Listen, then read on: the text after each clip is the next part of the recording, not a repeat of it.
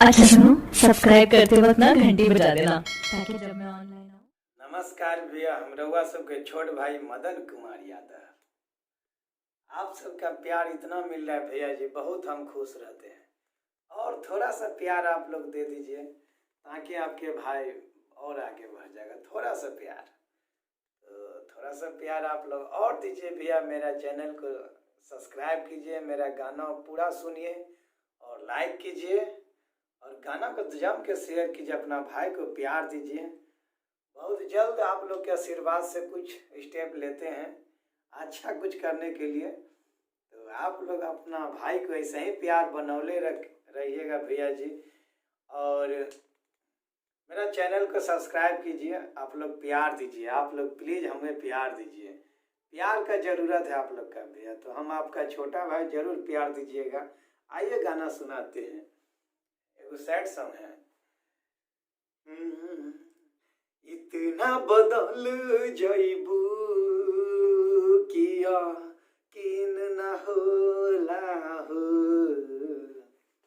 कि इतना बदल जइबू किया किन न होला हो।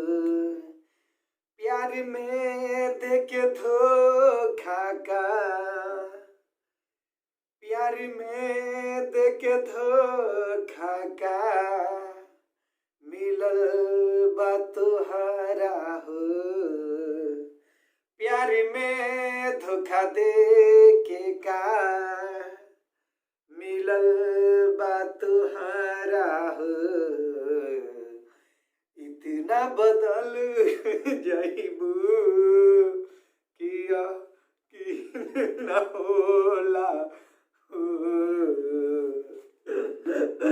इतना बदल जइबू कि यकीन न होला। नमस्कार भैया, अच्छा गाना लगी तो शेयर करी, लाइक करी, कमेंट करी, अपना भाई के प्यार दी। थोड़ा सा डायलॉग रहे, मजाक रहे, ताकि मजाक भैया जी से कर, अपना अकेला रूम में केकरा से करा। तब तक के लिए बाय बाय।